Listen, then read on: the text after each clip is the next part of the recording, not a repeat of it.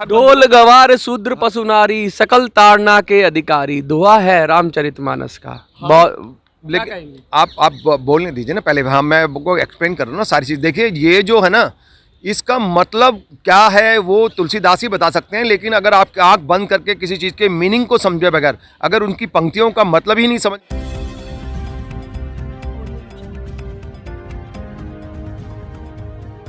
नमस्कार साथियों, मैं मनोज स्वराजी स्वागत करता हूं आपका मिनी संसद के मंच पे। आजकल बड़ा ही एक मुद्दा गरमाया हुआ है। बिहार के मंत्री ने, शिक्षा मंत्री ने बयान दिया है रामचरितमानस पर कि रामचरितमानस जो है वो नफरत फैलाती है। जात पात पूछे नहीं कोई, हरि को भजे सो हरि का होई। क्या कहेंगे रिची भाई आप रामचरितमानस के विषय में जो ये बात कही गई है, क्या इसमें क्या सत्यता है? देखिए, ये हिंदुस्तान है, 150 करोड़ लोगों का देश है। यहाँ पे मतलब 125 हमारे प्रधानमंत्री महोदय बोलते रहते हैं, लेकिन अगर 25 करोड़ ज़्यादा ही होंगे। इधर उधर के भी बहुत सारे लोग रहते हैं इंडिया के अंदर। तो ये पूरा इतना बड़ा देश है हिंदुस्तान, इसमें हर बंदे को स्वतंत्रता है, कुछ भी बोलो। लेकिन एक जो हमारे संविधान के अंदर जो स्वतंत्रता का अधिकार दिया गया है, व्यक्तिगत स्वतंत्रता का, right to freedom, right to speech और एक्सप्रेशन, और जो भी जो आर्टिकल 19 के अंदर जो हमारे संविधान के अंदर जितने भी राइट्स दिए हुए हैं एक्सप्रेस करने के लिए, अपनी भावना एक्सप्रेस करते हैं, कुछ भी बोल सकते हैं।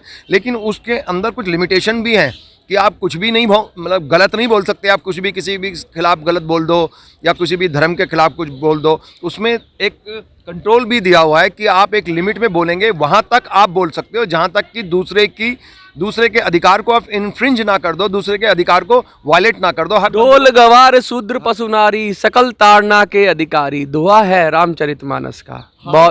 लेकिन आप बोलने दीजिए ना पहले। हाँ, मैं आपको एक्सप्लेन कर रहा हूँ ना सारी चीज़। देखिए, ये जो है ना, इसका मतलब क्या है वो तुलसीदास ही बता सकते हैं। लेकिन अगर आप आँख बंद करके किसी चीज़ के मीनिंग को समझे बगैर, अगर उनकी पंक्तियों का मतलब ही नहीं समझ में आता लोगों को, और बुराई करना शुरू कर दे, तो जो भी मंत्री महोदय हैं उनको पता होना चाहिए कि आपको पता नहीं है किसी भी धर्म की आप बुराई कर रहे हो तो ये गलत है। जब तक हिंदू धर्म के बारे में आपको ज्ञान नहीं है, पूरी नॉलेज नहीं है, और आप उसकी बुराई कर रहे हो, ये बहुत महामूर्ख लोग होते हैं जो ऐसे। आपका कहने का मतलब है ये अलंकार की भाषा है जिसमें एक शब्द के कई मायने होते हैं। जैसे कनक कनकते सौगुनी मादकता अधिकार, जा खाए बोराए जग ता खाए बोराए, मतलब कनक के कई मतलब है। इस तरीके से ढोल गवार शूद्र पशु नारी जो अलंकारित भाषा में ग्रंथ है रामचरितमानस, उसका मीनिंग कुछ और निकलता है। एग्जैक्टली वो आम जनता तभी समझ सकती है जब आप एक भक्ति भाव के साथ उस चीज़ को समझने की कोशिश करेंगे। जब आप भगवान की भक्ति करते हैं, परमात्मा की भक्ति करते हैं, तो वो उस भाव के अंदर आप इतने जेंटलमैन बन जाते हैं, इतने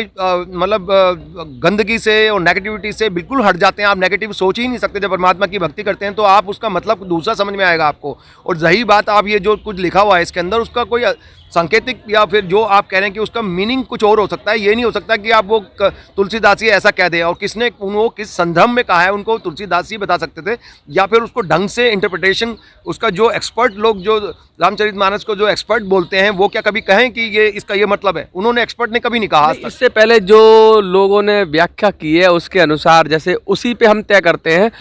जैसे जैसे जैसे बहुत सारे जो किताब रामचरितमानस का जो लिखते हैं, जैसे गीता प्रेस है, कई तरह है। तो गीता प्रेस ने कहा है कि ये उसका ये मतलब है, ये आप अपनी तरफ से बोल रहे हैं पत्रकार महोदय? तरफ से नहीं बोल रहा, अपनी ज्ञान को सौंपने की कोशिश। मैंने अभी कुछ ये नहीं कहा कि क्या कहा है।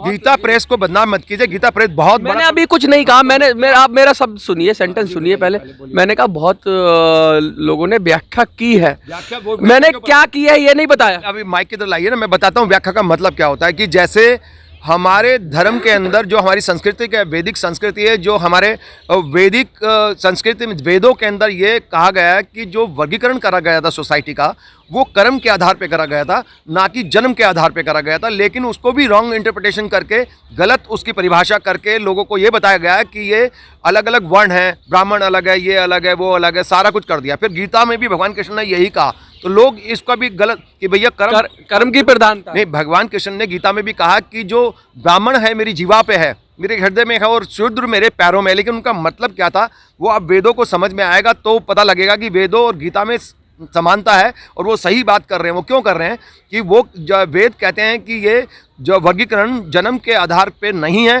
कर्म के आधार पे। इसका मतलब है कि ब्राह्मण के अगर 4 बच्चे होते हैं और वो एक बच्चा भगवान की पूजा करता है, अच्छे कर्म करता है तो वो ब्राह्मण है। एक बंदा क्राइम करता है, गंदे काम करता है, समाज को दूषित करता है, परेशान करता है, लोगों को मारता पीटता है तो वो शूद्र है। इसका मतलब था भगवान कृष्ण ने गीता में अंदर कहा कि वो नई इंटरप्रिटेशन कर रहे हैं आप शूद्र की? नहीं, ये हकीकत में यही इंटरप्रिटेशन है जो हजारों साल से गलत इंटरप्रिटेशन करके हिंदू धर्म को बदनाम करा गया। भगवान कृष्ण ने गीता में यही कहा कि शूद्र जो क्रिमिनल है, असुर प्रवृत्ति का है, वो उसका मेरे पैरों में स्थान है। भगवान कृष्ण ने कभी भी नहीं कहा कि ये जन्म के आधार के ऊपर वर्गीकरण होता है। आप बताइए, भगवान कृष्ण का कोई सरनेम था? भगवान राम का कोई सरनेम था?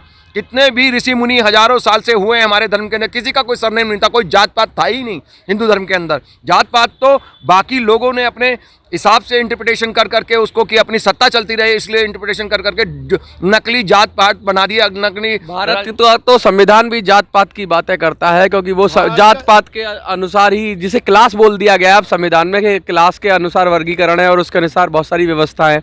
आप उसे नकार कैसे सकते हो? आज की सच्चाई है जाति पाति नहीं, जाति पाति ये लोगों ने बनाई तो उसका जवाब दिया भीमराव अम्बेडकर सर ने, उसका जवाब दिया कि ये मत करिए आप, ये गलत है। तो उसके लिए इक्वालिटी लानी है, सामाजिक बदलाव लाना है, एक समानता लानी है, सामाजिक समानता। आज कहाँ बदलाव आ रहा है? जाति पात तो और बढ़ता जा रहा है, संविधान की आड़ में ही जाति पात बढ़ रहा है। एक वेद लिखे हमारे ऋषि मुनियों ने हजारों साल पहले, जब पहले ऑरल ट्रेडिशन चलता रहा हजारों साल से, उसके बाद में लिखित में हुआ, उनके वेदों को लिखा गया, उसका रॉन्ग इंटरप्रिटेशन करके समाज को भ्रमित करके कुछ और प्रथा चलाई गई।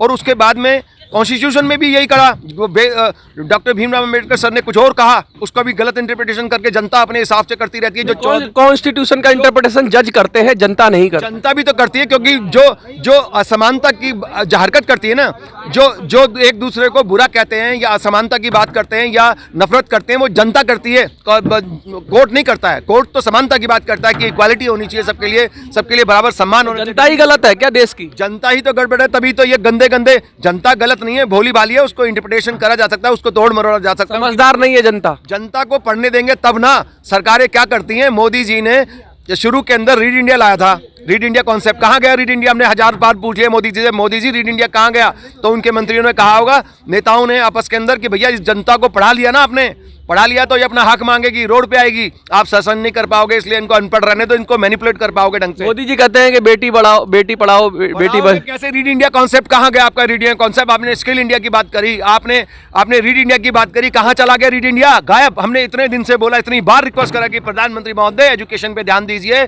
आप हेल्थ पे ध्यान दीजिए, जनता का स्वास्थ्य अच्छा होना चाहिए, एजुकेशन अच्छी होनी चाहिए। जनता और जो ये मंत्री राजनीतिक बयानबाजी करते हैं, इससे क्या मतलब अर्थ निकलता है? जनता पढ़ लिख लेगी ना तो वो एक अच्छे प्रोग्रेसिव ऑटोमेशन में आ जाएगी, जिससे जनता पढ़ लिख के आरक्षण नहीं मांगेगी, फिर वो अपने आप विरोधी हैं आरक्षण के, अपने आप बिजनेस कर लेगी, वो किसी के मांगेगी नहीं। भिखारी बना रखा है जनता को आप लोगों ने, क्योंकि उसको अनपढ़ रखा हुआ आपने। आप आरक्षण के विरोधी हैं। जब आप पढ़ लिख लोगे तो अपना कारोबार खुद कर लोगे, मांगोगे ही नहीं, कोई भी नहीं मांगेगा आरक्षण। सरकार चाहती है आरक्षण के नाम पे वोट लेते रहे, लोगों को मैनिपुलेट करते रहे, इसीलिए आरक्षण रखा हुआ सरकार ने जानबूझ के, क्योंकि वो शिक्षित करना नहीं चाहती जनता को। शिक्षित कर दोगे तो वो क्यों मांगेगा कोई भी पढ़ा लिखा आदमी? आप खुद कहते हो कि पेंशन, इतनी सारी सुविधाएं जनता खुद छोड़ देती है। सरकार, मोदी जी खुद कह रहे हैं पूरी दुनिया में बोल बोल के कि जनता खुद छोड़ देती है अपनी खुशी से कि भी हमें नहीं चाहिए और किसी के काम आ जाएगी चीज़। तो आप बताइए, जब जनता खुद छोड़ सकती है तो आरक्षण भी खुद छोड़ देगी, पढ़ लिख लेगी तो जनता को बिजनेस करना आएगा।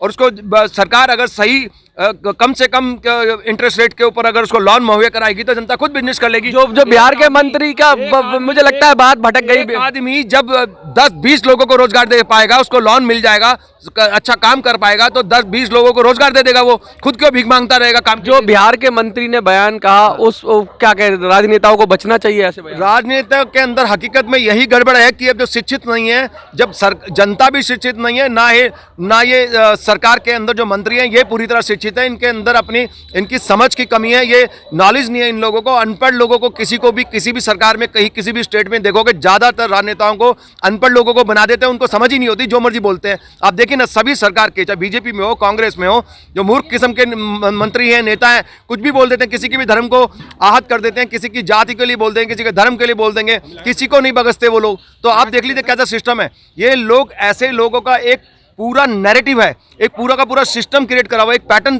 क्रिएट करा हुआ है जो कि जनता को समझना चाहिए, जनता को पढ़ लिखना चाहिए, खुद सक्षम होना चाहिए। पूरे भारत के पूरे विश्व में हम राज कर सकते हैं और करते थे। प्राचीन काल में जब लोग शिक्षित थे, ज़्यादा एक गुरु परंपरा थी, उसमें भी पढ़ते थे लोग, पूरे विश्व गुरु था इंडिया। आज मोदी के वजह से विश्व गुरु नहीं बन रहा है, ना वो बना रहा है, वो पहले ही पढ़ चुके हैं लोग। और जो पढ़ेगा वही राज करेगा पूरी दुनिया के ऊपर। अगर मैं पढ़ा लिखा नहीं होता ना, मैं आज खड़ा नहीं होता इस चैलेंज के लिए कि मैं पूरे देश का